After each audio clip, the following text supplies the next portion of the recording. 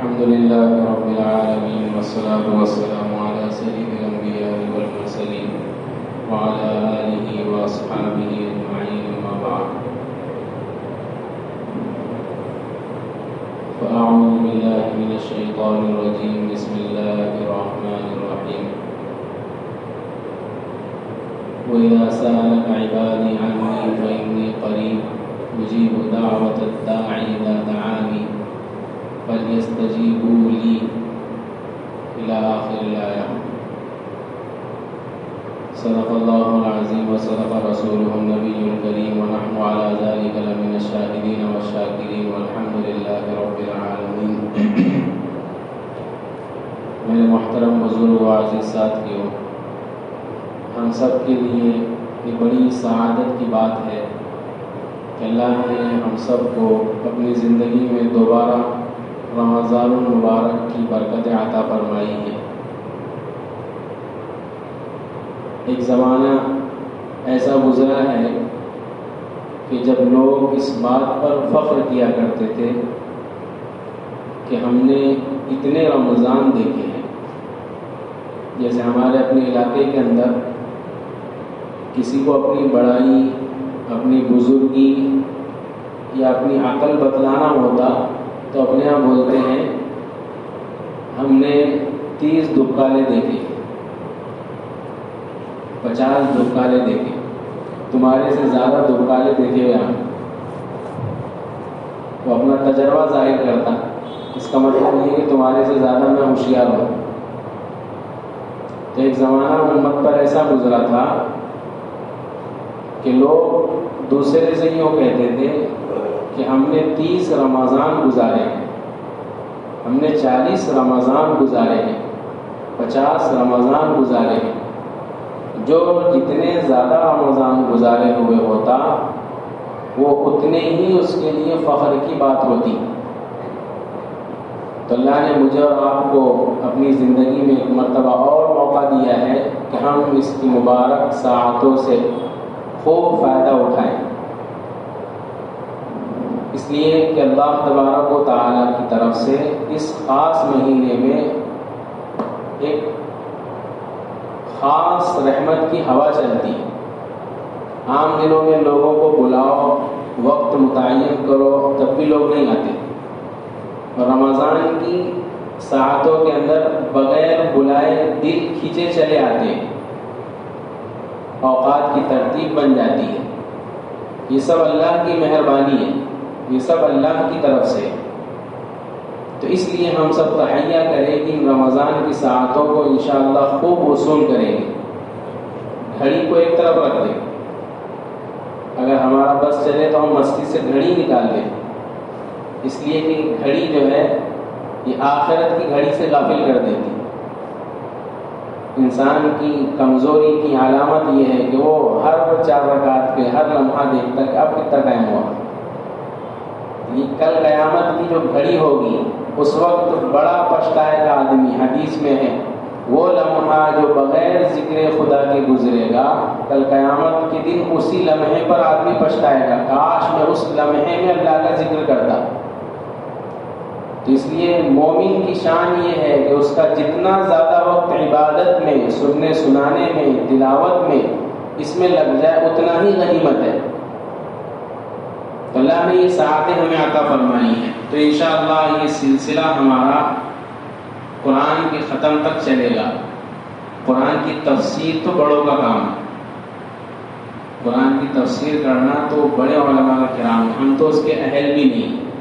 کچھ موٹی موٹی باتیں جو میرے اور آپ کے سمجھ میں آ جائے، میرے اور آپ کے فائدے کے لیے ہو جائے، وہ باتیں روزانہ انشاءاللہ مختصر وقت میں عرض کرنے کی کوشش کریں گے. آج ہم نے قرآن شروع کیا الحمدللہ. سب سے پہلی چیز جو قرآن میں پڑھی ہم نے وہ کیا ہے؟ کیا تھی؟ جب قرآن کھول کر دیکھو تو پہلی چیز جو ملے گی جس پر نظر پڑتی ہے وہ ہے بسم اللہ الرحمن الرحیم. یہ چیز ہے بسم اللہ الرحمن الرحیم. تو مناسب معلوم ہوا کہ جس آیت سے اللہ نے اپنے پاک کلام کی ابتدا کی ہے کیا وجہ بنی اور اس میں کتنی خاصیت جمع ہے، اس کے کیا فائدے ہیں، کیا برکتیں ہیں، تاکہ ہم اس پر عمل کرنے والے بنیں۔ سب سے پہلی چیز کہ بسم اللہ قرآن کی وہ آیت ہے کہ جبرائیل علیہ السلام حضور صلی اللہ علیہ وسلم کے پاس جب بھی وحی لے کر آتے تو کبھی بھی ایسا ہوا کہ آپ نے پہلے بسم اللہ نہ پڑھی ہو۔ جب بھی وحی لے کر آئے، قرآن کا آیتیں لے کر آئے، حضور سے کہتے پہلے اعوذ باللہ پڑھو، بسم اللہ پڑھو، پھر اب اس کے بعد آپ پر وحی نازل ہوتی۔ اسی لیے اللہ کے نبی صلی اللہ علیہ وسلم کی حدیث ہے کل امر ذی بال لم یبدأ فیہ بسم اللہ فہو اخطأ او اجزم، ہر وہ کام، ہر ایسا کام جس کے اندر بسم اللہ سے ابتدا نہ ہو تو وہ کام ناقص ہوتا ہے، ناتمام ہوتا ہے، اس کام کی برکتیں ختم ہو جاتی ہیں، ہر کام۔ اسی لیے بسم اللہ قرآن کی وہ آیت ہے کہ جس کو آپ ہر کام کا مطلب ہی کہ ہر جگہ پڑھ سکتے، ہر کام، جیسے بسم اللہ پڑھنے کے مواقع۔ نمبر 1، گھر سے شروع کرو، گھر سے نکلتے وقت بسم اللہ پڑھو۔ حدیث میں ہے جو شخص گھر سے نکلتے وقت بسم اللہ توکلت علی اللہ ولا حول ولا قوت الا باللہ پڑھ لیتا ہے تو اس کا شیطان جو اس کے ساتھ لگا ہوا ہوتا ہے، اللہ اس کے شیطان کے شر سے اس کو بچا لیتے ہیں۔ ہم جو گھومتے ہیں نا کہ مولوی صاحب باہر نکلنے کے بعد بے قابو ہو جاتا ہے، میرے کچھ سمجھ میں نہیں آتا، وسوسے ستاتے، خیالات ستاتے، گناہوں کی طرف، نیکیوں کی طرف دل مائل نہیں ہوتا، گناہوں کی طرف مائل ہوتا، اس لیے کہ ہر انسان کے ساتھ شیطان بھی ہے۔ جیسے ہی اس نے گھر سے باہر قدم رکھا، بسم اللہ نہیں بولا، تو وہ شیطان کے حملے مسلسل ہوتے رہتے۔ مسجدوں کے گیٹ پر کھڑے ہوتے ہیں، نماز کو نہیں آتے، انتظار کرتے ہیں کہ 5 منٹ بعد، اس لیے کہ اس کے شیطان نے اس کو روک کر رکھا۔ اور اس طریقے سے بے شمار شر اور نقصان وہ شیطان اس میں مبتلا کر دیتا ہے۔ تو جو یہ پڑھ لیتا ہے گھر سے نکلتے وقت بسم اللہ توکلت علی اللہ ولا حول ولا قوت الا باللہ، احادیث مبارکہ کے اندر ہے کہ اللہ اس کے شیطان کے شر سے اس کو بچا لیتے۔ ایک موقع تو معلوم ہوا، پڑھیں گے انشاءاللہ۔ گھر سے نکلے تو واپس بھی آنا پڑے گا، تو گھر میں جب داخل ہو تب بھی بسم اللہ پڑھو، جب گھر میں داخل ہو تب بھی کیا کرو؟ بسم اللہ پڑھو۔ حدیث میں ہے کہ شیطان رہنے کے لیے، کھانے کے لیے ٹھکانہ تلاش کرتا ہے، چنانچہ ہر گھر پر جاتا، جب بندہ گھر میں بغیر بسم اللہ کے داخل ہوتا ہے تو شیطان خود اور اپنے چیلوں سے کہتا ہے کہ آ جاؤ، اپنے کو ٹھکانہ بھی مل گیا۔ پھر اس کے بعد جب وہ بغیر بسم اللہ کے کھانا کھاتا ہے تو کہتا ہے اپنے کو کھانا بھی مل گیا، کھانا اور ٹھکانہ دونوں مل گیا۔ تو بتاؤ اس کے رات کیسی گزرے گی؟ وسوسوں میں نہیں گزرے گی، پریشانیوں میں نہیں گزرے گی، تو کہاں گزرے گی؟ پھر وہ مولوی صاحب سے بولتا ہے کہ مولوی صاحب میں کچھ سائے نظر آ رہے تھے، کچھ نظر آ رہا تھا، گھر میں آہٹ محسوس ہو رہی تھی۔ تو یہ تو یقینی بات ہے کہ اس کائنات میں انسان کے علاوہ جنات بھی موجود ہیں، شیاطین بھی موجود ہیں۔ تو جو بسم اللہ پڑھ کر داخل ہوتا ہے، حدیث میں ہے کہ جب بسم اللہ پڑھ کر گھر میں داخل ہوا، شیطان کہتا ہے کہ اس گھر میں ہمارا ٹھکانہ نہیں۔ جب بسم اللہ بول کر کھانا کھاتا ہے تو کہتا ہے اس گھر میں ہمارا کھانا بھی نہیں، ٹھکانہ اور کھانا دونوں نہیں ملتا، چنانچہ وہ لوٹ جاتا وہاں سے۔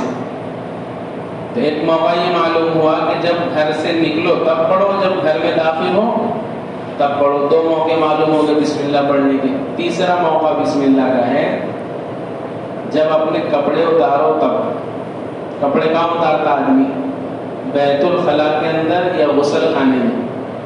حدیث میں ہے کہ جب آدمی اپنے کپڑے اتارتا ہے، اگر وہ بسم اللہ الرحمن الرحیم یا محض بسم اللہ کہہ لیتا ہے تو پھر اب اس کے گھر میں جو جنات اور شیاطین ہیں وہ اس کے بدن سے نہیں کھیلتے، اور اگر وہ بسم اللہ نہیں پڑھتا ہے، مرد ہو یا عورت، تو پھر وہ اس کے بدن سے، اس کی شرمگاہ سے کھیلنے لگتے، اس کو طرح طرح کے وسوسوں میں مبتلا کرنے لگتے۔ تو ایک موقع یہ ہے کہ جب بدن سے کپڑے اتارے، مرد ہو یا عورت، تب بسم اللہ پڑھے. اور کہاں بسم اللہ پڑھے؟ بسم اللہ پڑھے جب جانور کو ذبح کرے. حدیث میں ہے، ابو ہریرہ رضی اللہ عنہ فرماتے ہیں کہ اگر تم نے جان بوجھ کر جانور کو ذبح کرتے وقت بسم اللہ نہیں پڑھا، جانور حلال ہی نہیں ہوتا. ایک تو رہتا مسلمان ہے، غلطی سے بھول گیا جانور حلال ہے، یاد ہے اس کو، دوسرا کہہ رہا ہے کہ بھائی بسم اللہ اللہ اکبر پڑھ کر ذبح کرو، وہ کہہ رہا نہیں کرتا میں، وہ جانور ہی حلال نہیں ہوگا. جانور کے حلال ہونے کے لیے بسم اللہ اللہ اکبر کہنا شرط ہے، اور ساتھ میں کہنے والا مسلمان ہو. یہاں ایک بات میں رک کر عرض کر دوں، اللہ نے ذہن میں ڈال دیا. اس زمانے میں ہوٹلوں میں کھانے کا بہت رواج ہے لوگوں کا، مسلمانوں کا، چلو پارٹی کرتے ہیں، اور اس میں یہ رعایت نہیں ہوتی ہے کہ مسلمان ہوٹل ہے کہ غیر مسلم ہوٹل ہے. مسلمانوں کے بارے میں تو کہہ سکتے ہیں کہ ان کے یہاں کا مرغا، ان کے یہاں کا بکرا ہو سکتا ہے، قوی امید ہے کہ انہوں نے بسم اللہ بول کر ذبح کیا ہو، لیکن غیروں کے یہاں کا تو قوی امید ہے کہ یہ سب کے سب پھٹکے کا ہے. کبھی دیکھے وہ لوگ کیسا ذبح کرتے ہیں؟ مرغا لیا، کتا مار دیا، گردن الگ. ایسے جانور حلال نہیں ہوتا. وہ مردہ جانور کھانے کے بعد ظاہر سی بات ہے کہ آدمی کی تمام صفات بھی مردہ ہو جاتی ہیں. اس لیے جب ہوٹلوں میں جاؤ، پہلے تو جاؤ کم، ضرورت پیش آ جائے تو تحقیق کر کے کھاؤ.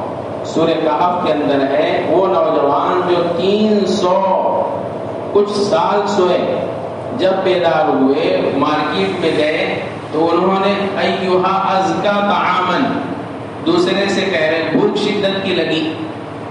جسے ابھی حافظ صاحب نے ماشاءاللہ قرآن سنایا، وہ کہہ رہے کہ مجھے بھوک بہت جم سے لگی، مجھے جانے دو. تو بھوک جب لگتی ہے تو آدمی بے قابو ہو جاتا، تحقیق چھوڑ دیتا.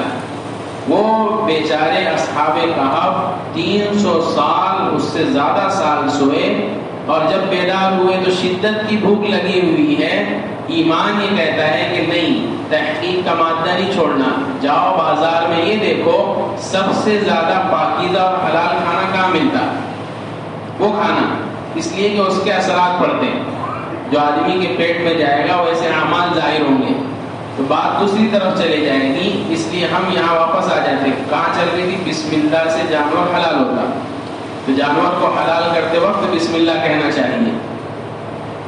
ایک چیز جہاں اور لوگ بسم اللہ نہیں کہتے ہیں وہ ہے وضو کے شروع میں بسم اللہ. کب بسم اللہ؟ وضو کے شروع میں بسم اللہ الرحمن الرحیم، یا اس کی 3-4 دعائیں کتابوں میں ملتی ہیں، بسم اللہ والحمد للہ علی دین الاسلام وغیرہ. ابو ہریرہ رضی اللہ عنہ ہی کی حدیث ہے، اللہ نے بڑا کرم کا معاملہ فرمایا. جب ہم وضو کرتے ہیں نا تو ہمارے بدن کے گناہ جو ہاتھ پیر وغیرہ سے ہوتے ہیں وہ وضو کی برکت سے جھڑ جاتے ہیں. لیکن حدیث میں ہے کہ اگر وہ بغیر بسم اللہ کے وضو کرتا ہے، جیسا کہ ہمارے رواج پڑا ہوا ہے، لکھ کر لگایا ہوا ہے کہ بسم اللہ پڑھو، لیکن لوگ وہ لکھا ہوا بھی نہیں پڑھتے. تو جو بغیر بسم اللہ کے وضو کرتا ہے اس کے صرف ہاتھ پیر چہرے کے ہی گناہ نکلیں گے. اور حدیث میں ہے کہ جو وضو کے شروع میں بسم اللہ کہہ دیتا ہے تب اس کے پورے بدن کے گناہ وضو کی برکت سے چھڑ جاتے ہیں، نکل جاتے ہیں، پورا فریش ہو جاتا اندر سے، صغیرہ سارے گناہ نکل جاتے ہیں. اس لیے جب وضو پر بیٹھے تو کم سے کم بسم اللہ الرحمن الرحیم کہیں. یہ موقع ہے. لوگ ایک نیا رواج ہے لوگوں میں، مسجد میں آتے تو السلام علیکم، میں آ گیا کر کے مسجد میں بسم اللہ کرتے ہوئے میں نے وضو پہ کسی کو نہیں دیکھا کہ دوسرے والا اس کا بسم اللہ پڑھ کر خود بھی بسم اللہ کہہ لے. یہ موقع ہے. مسجد میں آ کر بلند آواز سے سلام کرنا یہ موقع نہیں ہے. کوئی نماز میں، کوئی تلاوت میں، کوئی کسی چیز میں، وہ صحیح نہیں ہے. ہاں مسجد میں آتے ہوئے بلند آواز سے کچھ کام کرنا ہے تو وہ اعتکاف کی نیت، تاکہ سن کر دوسرا بھی کر لے. تو جب وضو خانے پر بیٹھے تو بسم اللہ اتنے آواز سے کہیں کہ کم سے کم اس کا پڑوس والا سن لے، اور اگر مسئلہ جانتا ہو تو انشاءاللہ وہ بھی کیا کر لے گا، بسم اللہ پڑھ لے گا. بسم اللہ اگر وضو کے شروع میں بھول جائے تو درمیان میں پھر بسم اللہ پڑھنے سے کام نہیں چلے گا. کیا بولتے کریم بھائی؟ سو رہے وضو کے شروع میں بسم اللہ بھول گیا تو درمیان میں پڑھنے سے کام نہیں چلے گا. لیکن حدیث میں کھانا کھانے سے پہلے بسم اللہ کہو، وہاں اگر بسم اللہ بھول گئے، ابھی معلوم ہوا بسم اللہ پڑھیں گے تو شیطان تمہارے کھانے میں شریک نہیں ہوگا، لیکن بھول گئے تو جب یاد آئے تب پڑھ لو بسم اللہ اولہ و آخرہ. وضو میں نہیں پڑھ سکتے، بیچ میں کام نہیں دے گا، کھانے میں پڑھ سکتے. کیوں؟ اس لیے کہ وضو مکمل ایک عمل ہے، پورا ہاتھ منہ پیر سر کا مسح پورا کرنے کے بعد ایک کام ہوتا وضو. اور کھانا کھانے جو بیٹھتا آدمی وہ ایک ایک لقمہ جو ہے نا وہ مستقل ایک کام ہے، مستقل ایک کھانا ہے. اس لیے اگر وضو کے شروع میں کھانے کے شروع میں بسم اللہ بھول جائے تو درمیان میں بسم اللہ پڑھ لے. یہ بسم اللہ الرحمن الرحیم اس کے مواقع ہم نے عرض کیے، اور بھی اس کے بے شمار مواقع ہیں. بسم اللہ کی فضیلت کیا ہے؟ بسم اللہ الرحمن الرحیم میں 3 الفاظ ہیں، ایک ہے اللہ، ایک ہے رحمان، ایک ہے رحیم.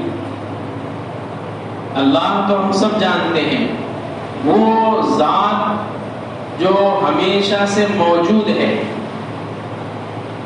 اور دوسروں کو وجود میں لاتی ہے. اللہ جو ہمیشہ سے موجود ہے، جس کے وجود میں دوسرے کا کوئی دخل نہیں، لیکن دنیا کی تمام چیزوں کو وجود میں لانے میں سب سے بڑا دخل اللہ کا ہے. اس کے کئی صفاتی نام ہیں، اللہ کے کئی صفاتی نام ہیں. بلکہ ایک روایت میں لکھا ہوا ہے کہ 3000 صفاتی نام ہیں اللہ کے. کتنے؟ 3000. 1000 تورات میں ہیں، 1000 انجیل میں ہیں، 900 زبور میں ہیں، اور 99 قرآن کے اندر ہے. ایک اللہ نے خاص رکھا اپنے لیے. یہ 3000 اللہ کے جو صفاتی نام ہیں، ان ساروں کا مجموعہ اللہ نے جمع کر دیا ہے بسم اللہ الرحمن الرحیم میں. گویا بسم اللہ الرحمن الرحیم پڑھنے والا اپنی زبان سے یہ اقرار کر رہا ہے کہ وہ اللہ کے 3000 صفاتی نام کے ساتھ تعریف کر رہا. تو ایک تو ہے اللہ، اللہ کی ذات سب کو وجود میں لانے والی. دوسرا اللہ کا صفاتی نام ہے رحمان، میرے اور آپ کا باقی رہنا، اس کائنات میں، اس کائنات کی بقا کا راز ہے الرحمان. میں اور آپ پوری کائنات، نافرمان، اللہ کے دشمن، مشرک، یہ سارے بچے ہوئے ہیں اس لیے کہ اللہ رحمان ہے. تو باقی رہنے کے لیے رحمان. اور رحیم، ہر چیز کا فائدہ جو حاصل ہوتا ہے وہ اللہ کی صفت رحیم کی وجہ سے. دوسرے الفاظ میں یوں سمجھ سکتے ہیں کہ رحمان وہ ذات ہے جو دنیا اور آخرت دونوں جگہ رحم کرتی، اور رحیم وہ ذات ہے جو صرف آخرت میں رحیم جو آخرت میں رحم کرے گی. اسی لیے ہم نے سنا ہوگا یا رحمان الدنیا و رحیم الآخرہ، ہے وہ ذات جو دنیا میں رحم کرنے والی ہے اور آخرت میں بھی، لیکن وہاں رکھ دیا رحیم. اسی لیے کسی آدمی کا اگر رحمان نام ہو، ہم نے کئی سالوں پہلے بھی عرض کیا تھا، تو اس کو رحمان رحمان کہہ کے نہیں پکارنا چاہیے، بھلے سے ہم ادباً یوں عرض کر دیتے ہیں کہ رحمان بھائی، اس سے بھی کام نہیں چلے گا. اس کے کہنے کا اصل طریقہ عبد الرحمان بھائی. اللہ کا یہ نام بغیر عبد کے رکھنا جائز بھی نہیں ہے. تو یہ بسم اللہ الرحمن الرحیم بڑی برکتوں کا حامل ہے. اور یہ بسم اللہ الرحمن الرحیم جو میں اور آپ روزانہ تلاوت کرتے ہیں، احادیث میں اس سے متعلق واقعات ملتے ہیں کہ اللہ نے اس کی بدولت کئی لوگوں کی مغفرت کر دی. اسی لیے حدیث میں جب بچہ بولنا سیکھے تو اس کو بسم اللہ الرحمن الرحیم سکھاؤ. ہم تو انکل پاپا یہ وہ سکھاتے، سب سے پہلے اس کو بسم اللہ سکھاؤ. حضرت عیسیٰ علیہ السلام یا حضرت موسیٰ علیہ السلام قبرستان کے پاس سے گزر رہے، دیکھا کہ ایک قبر میں عذاب ہو رہا. پھر کئی دنوں کے بعد دوبارہ وہاں سے گزر ہوا، اب دیکھا تو اس بندے سے عذاب ہٹ گیا. اللہ سے ہم کلام ہوئے کہ یہ ماجرا سمجھ میں نہیں آیا کہ اس کو کچھ روز پہلے یہ عذاب میں مبتلا تھا، اب اس کو عذاب کیوں نہیں ہو رہا؟ تو اللہ تبارک و تعالیٰ نے فرمایا کہ اس کو عذاب نہ ہونے کی وجہ یہ ہے کہ اس کا چھوٹا سا بچہ تھا، اس کی ماں نے، باپ کا انتقال ہو گیا، اس کی ماں نے بچے کو مکتب میں لے جا کر داخل کیا، جیسے ہی بچے کی زبان سے نکلا بسم اللہ الرحمن الرحیم، اللہ فرماتے ہیں کہ وہ ننھا سا بچہ اپنی معصوم زبان سے جب یہ کہتا ہے کہ اللہ کے نام سے جو بڑا رحمان نہایت رحم کرنے والا ہے، میری ذات گوارا نہیں کی کہ میں اس کے باپ کو عذاب دوں، میں نے مغفرت کر دی۔ بچوں کو اس لیے بسم اللہ سکھاؤ، بسم اللہ الرحمن الرحیم۔ بشر حافی رحمت اللہ علیہ مشہور بزرگ ہیں، اللہ والے ہیں، ہم قدر کرنا نہیں جانتے قرآن کی آیتوں کی۔ راستے سے گزر رہے تھے، ایک کاغذ کا ٹکڑا ملا جس پر دیکھا کہ بسم اللہ الرحمن الرحیم لکھا ہوا ہے، اس کو اٹھایا، صاف کیا، جیب میں 2 درہم تھے صرف، اپنی ضروریات خریدنے کے لیے جا رہے تھے وہ پیسے لے کر، تو دیکھا کہ اللہ کا نام ہے اور مٹی کے اندر خراب ہو گیا ہے، اس کو صاف کیا، دکان سے عطر کی 2 درہم کی شیشی خریدی اور وہ پورا عطر جو ہے اس کاغذ کے ٹکڑے پر مل دیا اور اس کو اچھے سے اپنے گھر میں لے جا کر اٹھا کر رکھ دیا۔ رات ہوئی، جب آنکھ لگی تو اللہ کا دیدار ہوا، اللہ خواب میں آئے اور کہنے لگے بشر، جس طریقے سے تو نے میرے نام کی قدر کی، عظمت کی، اس کا احترام کیا، میں بھی تیرے نام کو دنیا میں روشن کر دوں گا۔ اسی وجہ سے وہ بشر حافی سینکڑوں سالوں کے دنیا سے چلے گئے، آج بھی کتابوں کے اندر واقعات موجود ہے، زندہ ہے۔ تو بسم اللہ الرحمن الرحیم یہ بڑی عظیم شے ہے۔ نبی پاک صلی اللہ علیہ وسلم کی روایت ہے کہ قرآن کی ایک آیت ہے جو میرے اور داؤد علیہ السلام کے علاوہ کسی نبی پر نازل نہیں ہوئی، لیکن لوگ اس سے غافل ہیں۔ وہ کون سی ہے؟ فرمایا وہ یہی بسم اللہ الرحمن الرحیم ہے۔ اس لیے ہم سب یہ تحیہ کریں، ارادہ کریں، اور بھی بے شمار بسم اللہ کے فضائل ہیں، بے شمار بسم اللہ سے متعلق احادیث میں باتیں ملتی ہیں۔ تو خلاصہ کلام ان ساری باتوں کا یہ نکلا کہ آج ہم نے بسم اللہ سے اپنے کلام کی ابتدا کی ہے، تو یہ نیت کریں کہ ہر کام میں انشاءاللہ بسم اللہ الرحمن الرحیم پڑھیں گے۔ جہاں موقع ہوگا بلند آواز سے پڑھیں گے، جہاں موقع نہیں ہوگا آہستہ آواز سے پڑھیں گے۔ مسجد میں آؤ بسم اللہ کہہ دو، مسجد سے نکلو بسم اللہ کہہ دو، ہر کام میں بسم اللہ۔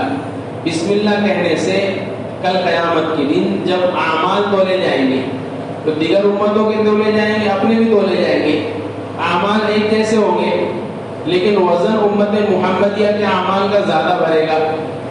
تو دوسری امت والے پوچھیں گے اے اللہ یہ کیسا مسئلہ ہے، نماز ہم نے بھی پڑھی، نماز انہوں نے بھی پڑھی، ان کا ترازو زیادہ وزنی، ہمارا کم کیوں؟ تو جواب ملے گا ان کے پاس بسم اللہ تھی، تمہارے پاس بسم اللہ نہیں تھی، ان کے پاس بسم اللہ تھی، تمہارے پاس بسم اللہ نہیں تھی۔ اس لیے امام ابو حنیفہ رحمۃ اللہ علیہ کہتے ہیں بہتر ہے، اب کچھ مسائل میں عرض کر دوں۔ پہلا مسئلہ، نماز جب ہم پڑھتے نا اللہ اکبر، اب تو سب ختم ہو گیا تراویح کے اندر، اللہ اکبر بولے ڈائریکٹ سورہ فاتحہ پر پہنچ جاتے، ثنا نہیں، اعوذ نہیں، بسم اللہ نہیں۔ یہ پڑھنا چاہیے، تراویح ہو، غیر تراویح ہو، نفل ہو، فرض ہو، جو بھی ہو اس میں پڑھنا چاہیے، سنت ہے، سنت معمولی چیز نہیں ہے۔ تو وہاں پڑھنی ہے بسم اللہ، اعوذ باللہ بسم اللہ پڑھ کر قرآن شروع کرے، سورہ فاتحہ پڑھے۔ اس کے بعد جو دوسری سورت ملائی جاتی ہے اس میں امام ابو یوسف امام محمد کا مسلک تو یہ ہے کہ بسم اللہ مت پڑھو۔ امام ابو حنیفہ رحمۃ اللہ علیہ کہتے ہیں کہ اگر کوئی دوسری صورت ملا رہے ہو تو بہتر یہ ہے کہ بسم اللہ پڑھ لو، بہتر یہ ہے کہ کیا کر لو، بسم اللہ پڑھ لو۔ ایک اور مسئلہ یاد آیا، ہمارے زمانے کے اندر 786 بہت چلتا، 786 حضور صلی اللہ علیہ وسلم تمام انبیاء علیہ والسلام جب کسی کو خطوط لکھا کرتے تھے تو اس کے شروع میں لیٹر لکھا کرتے تھے، اس کے شروع میں بسم اللہ الرحمن الرحیم لکھا کرتے تھے۔ انہ من سلیمان انہ بسم اللہ الرحمن الرحیم، سلیمان علیہ السلام لکھ رہے خط بلقیس کی طرف، اس پہ لکھا ہوا ہے بسم اللہ۔ نبی پاک صلی اللہ علیہ وسلم دعوتی خطوط روانہ کر رہے پوری دنیا کے اندر، ہرقل کے پاس، روم میں، فلاں جگہ، سب کے شروع میں بسم اللہ لکھا ہوا۔ وہی بسم اللہ پہ سے صلح حدیبیہ کے اندر بحث ہوئی تھی۔ بہرحال یہ پتا چلا کہ ہم ہر کام لکھ رہے ہیں اگر تو کیا کرو، بسم اللہ الرحمن الرحیم لکھو۔ اس کا بدل 786 نہیں ہے۔ بعض لوگوں نے تحقیق کی تو اس کا عدد جو ہے پورے بسم اللہ کا عدد وہ نکالا ہے 786، لیکن وہ 786 کہنے سے بسم اللہ کی سنت ادا نہیں ہوگی۔ لکھ دیتے نا 786، ان کو بولو کیوں لکھے تو بولے بسم اللہ کی بے ادبی ہوتی ہے۔ تو پھر جب تم نے اس کے بدل میں 786 رکھے وہ بھی تو بسم اللہ کا بدل ہے، اس کی بے ادبی نہیں ہوگی؟ ارے اس کی بھی بے ادبی ہوگی۔ اس لیے بسم اللہ یا تو لکھو، اگر معلوم ہے کہ ہمارا لیٹر، ہمارا یہ خط کچرے میں چلا جائے گا تو پھر اب علماء نے فرمایا کہ اب لکھو ہی مت بسم اللہ، بلکہ اب زبان سے پڑھ لو۔ لکھتے وقت کیا کر لو، بسم اللہ الرحمن الرحیم، تاکہ وہ سنت ادا ہو جائے۔ اب لکھنے کی ضرورت نہیں۔ اور اگر جیسے موبائل ہے اس میں میسج ڈال رہے ہیں یا خط ڈال رہے ہیں، کوئی مضمون ڈال لو، اس کے شروع میں لکھ دو، وہاں کوئی بے ادبی نہیں۔ تو یہ